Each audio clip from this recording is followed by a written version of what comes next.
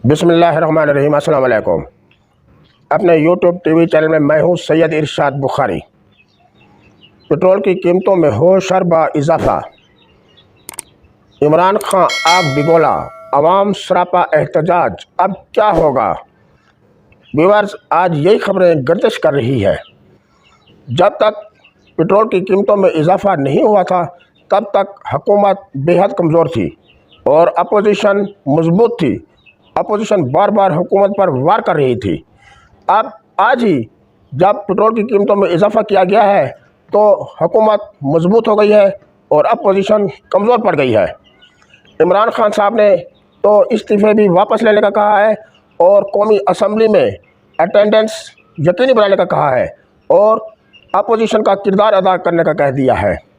हैरत की बात है कि जब तक पेट्रोल की कीमतों में इजाफा नहीं हुआ था तब तक आखिर हुकूमत कमज़ोर क्यों थी, और जब हुकूमत ने पेट्रोल की कीमतों में इजाफा किया है तो अपोजिशन कमज़ोर पड़ी है और हुकूमत मजबूत कैसे हो गई है। तो क्या इमरान खान सच नहीं कहता था कि जब कीमतों में इजाफा किया जाता है और महंगाई की जाती है तो फिर तिजारत बढ़ती है, कारोबारों में तेज़ी आती है और मैशत भी मजबूत होती है। तो फिर ये लोग क्यों आवाम को बेवकूफ़ बनाते रहते हैं। महंगाई पर काबू पाना किसी के बस का रोग नहीं रहा। अगर क़यामत न बनाई जाती तो ये महंगाई भी ना होती। यकीनन क़यामत तक ये महंगाई रोज़ अफजों बढ़ती रहेगी और आवाम को मुश्किलात का सामना रहेगा। आवाम ऐसा ऐसा बाशऊर हो सकते हैं कि ये लोग इन्हें खामखा बेवकूफ़ बनाते हैं, जबकि महंगाई पर काबू पाना इनके बस का रोग नहीं रहा है।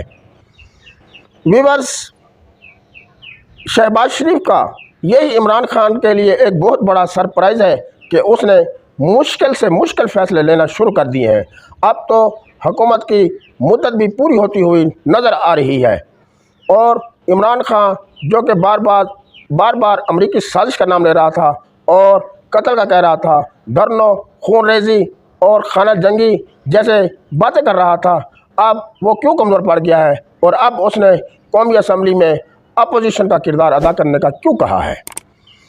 व्यूअर्स, ये इन लोगों की खाम ख्याली है कि अवाम को हर वक्त बेवकूफ़ बनाते रहेंगे। अवाम कितनी देर तक बेवकूफ़ बनाई जाती रहेगी। अवाम आखिर इन लोगों के झांसों से निमटना शुरू कर देगी।